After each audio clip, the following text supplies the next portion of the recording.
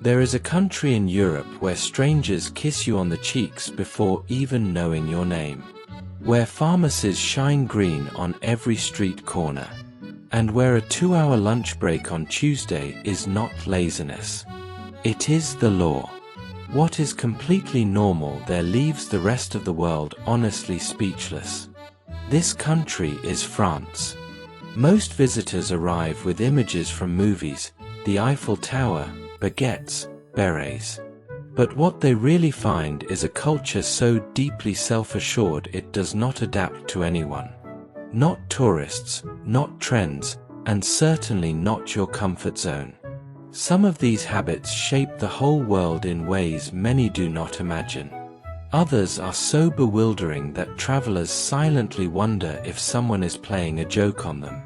Step into almost any shop, building, or office in France, and you will notice one thing immediately. People greet each other.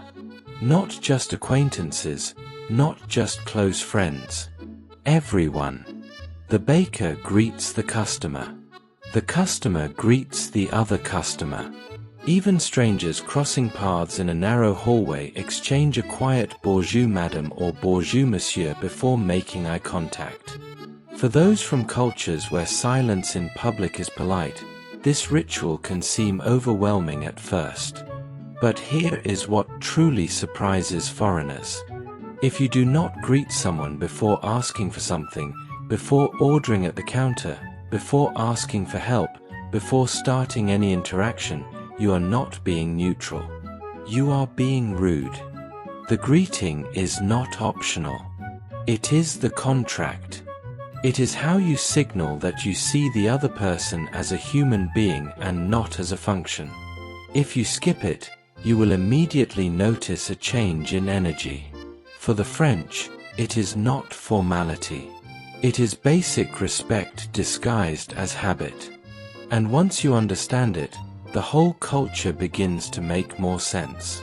What does not make sense to foreigners, at least at first, is the kisses. Not romantic kisses. The greeting kiss. 2 cheeks, sometimes 3, sometimes 4, depending on the region. It is one of the most confusing habits for first-time visitors because there are no clear international rules. How many kisses? Which cheek first? Do you really touch or just brush? The French do it without thinking. Everyone else freezes, calculating. But this physical closeness in greetings reveals something deeper about French culture. There is intimacy in everyday interactions that runs through everything. Long lunch breaks, extended conversations, the refusal to eat at the desk. France is not a country that rushes through the human parts of the day. This way of life is for the French a philosophy that comes from far away, perhaps from the 2 revolutions or even further back. In most countries, lunch is a survival tactic. You eat quickly, return to work, move on. In France, it is practically a protected art. A true French lunch is not just eating. It is a pause, a deliberate stop in the middle of the day where you sit, eat multiple courses at a reasonable pace, and talk to the people around you as if they mattered. No phones on the table. No work during the meal. No excuses to occupy space. It is not just cultural color. For decades, it has been written into law. Workers' rights to proper lunch breaks have been strongly defended in France. And in many traditional companies and schools, lunch still lasts 2 hours. Entire villages in the countryside close between noon and 2 p.m. For visitors from faster, busier cultures, finding a pharmacy closed or a shop locked at 12:30 on a Tuesday may feel like a small betrayal. For the French, it is simply Tuesday. And what they eat during that lunch is a conversation on its own. The French relationship with food is not just cultural pride. It is architecture. A meal has a clear structure: starter, main course, cheese, dessert. Not always all 4 parts, but the logic is always there. Bread accompanies everything. Wine at lunch is not a warning. It is a condiment. And cheese served before dessert and not after follows rules so specific that entire books exist to explain them. The rest of the world finds this fascinating and slightly intimidating. The French find it obvious. You either eat well or you do not eat at all. If the food culture seems intense, wait until you see how France handles medicine. Enter any French city and look at the street. Somewhere, almost every block, you will see a glowing green cross. It is a pharmacy. In France, pharmacies are not just places to pick up prescriptions. They are the first line of defense for almost everything. Headache? Go to the pharmacy. Stomach problems? The pharmacist can help. A mysterious skin irritation? The pharmacist examines it, asks questions, and advises something before you even think of calling a doctor. The French visit their pharmacies like in other countries people go to emergency centers. It is faster. It is cheaper. And pharmacists are truly trained for it. What surprises foreigners is the quantity and reliability of this system. France has one of the highest pharmacy densities per capita in the world. The French do not just trust pharmacists. They trust the ritual. There is comfort in the green cross, the conversation, the feeling that someone competent is behind the counter ready to solve things. This relationship with healthcare goes beyond convenience. France also has one of the most famous and admired public health systems on the planet. People do not risk financial ruin because of illness. Prevention is truly valued.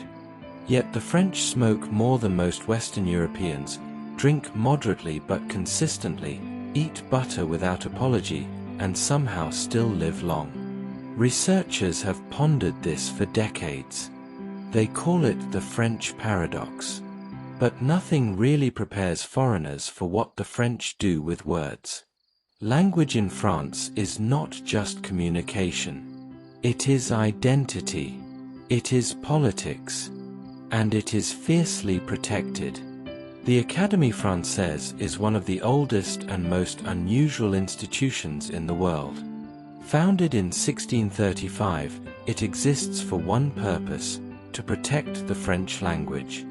Its members, called immortals, debate the correct use of words, resist foreign influences, and publish official guidelines on what is or is not acceptable French.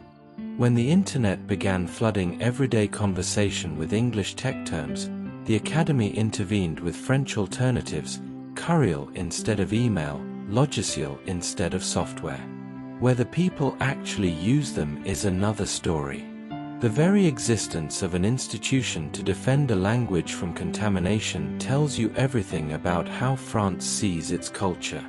This linguistic pride flows into daily life in ways visitors immediately notice. Trying to speak French, even badly, even with terrible pronunciation, is warmly received.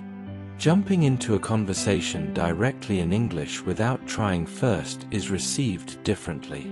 The French are not cold when it happens. They are consistent with a culture that believes effort matters and that language is the way to show respect for the place you are in. Speaking of respect, the French have a complicated and fascinating relationship with authority.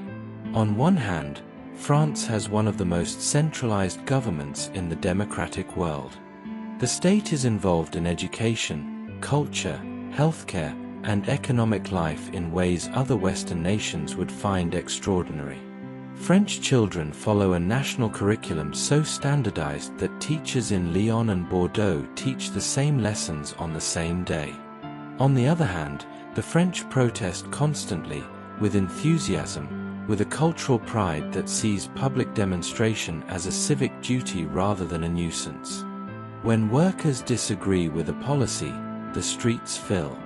When students oppose a reform, universities close.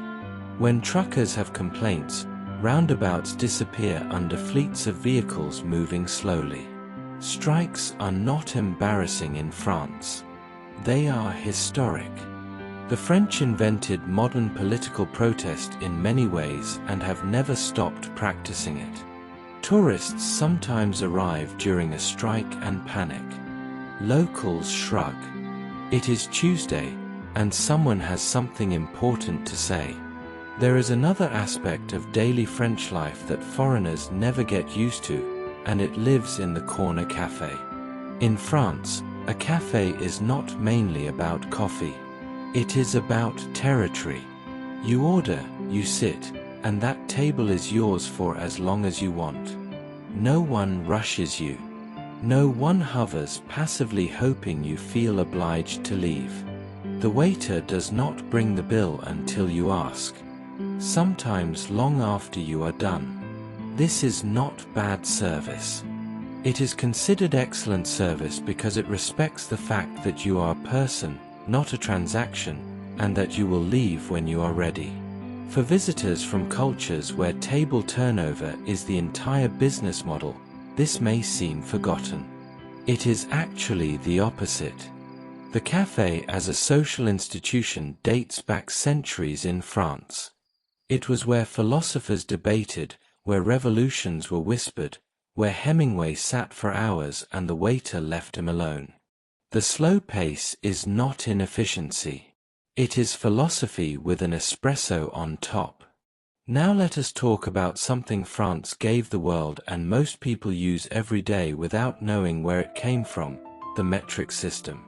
The modern restaurant as a concept, because the word restaurant is French, started in Paris in the 18th century when locals began offering meals to individuals seated at separate tables. Many everyday English words are of French origin: entrepreneur, bureaucracy, cuisine, ballet, couture, genre, critique, fiancé, café. These words entered English because the concepts were French first. The French Revolution did not just change France. It sent shockwaves through every European monarchy and planted the vocabulary of liberty and rights in the soil of modern democracy. The Declaration of the Rights of Man of 1789 echoes in constitutions worldwide. Whenever someone speaks of human rights, they are somehow continuing a French conversation. And then there is fashion. Because you cannot talk about France without talking about what it did to the idea of dressing. Paris did not become a fashion capital by chance. For centuries, the French court dictated trends that the rest of Europe spent fortunes trying to imitate. Louis XIV understood fashion as power. What you wore announced who you were and what you controlled. The great maisons that still define luxury, Chanel, Dior, Louis Vuitton, Hermes, Balenciaga, were not born because France had better fabrics. They were born because France built a culture where aesthetics were taken as seriously as intelligence. The French concept of chic is not about spending more. It is about choosing better, moving naturally, looking like you belong everywhere without trying to belong anywhere in particular. Foreigners have spent decades trying to replicate it. The French will politely tell you it cannot be replicated. It is absorbed. But perhaps what makes France most uniquely itself, the thread that connects greetings, pharmacies, strikes, long lunches, and protected language, is something harder to name. The French deeply believe that life should be lived well. Not efficiently. Not maximally. Well. That there is value in slowing down for a meal. That beauty in a city deserves to be protected, which is why Paris looks the way it does: height limits, Haussmann boulevards, preserved facades. That culture is not a product but a responsibility. That pleasure is not indulgent but necessary. This worldview makes France irritating for some and magnetic for millions. It explains why 90 million tourists visit each year, making it the most visited country in the world by a wide margin. Not just for the Eiffel Tower, but for the feeling, the particular atmosphere of a place that has firmly decided some things matter and will not be rushed. When you put together all these 15 habits, greetings, lunch breaks, pharmacies, strikes, cafe culture, linguistic pride, fashion, food philosophy, slow pace, you stop seeing oddities and start seeing a system. A culture built on the belief that civilization requires maintenance. That elegance is not vanity but discipline. And that saying bonjour before asking anything is only the beginning of treating life as it deserves. So the next time someone tells you France is difficult, consider that what they mean is France is deliberate, firm in its purposes and traditions. And in a world that never stops speeding up, being deliberate may be the most radical thing of all. Of course, the French remain a chauvinist people, loving their homeland, culture, and traditions. If you are interested in these topics, tell me in the comments which country you are listening from.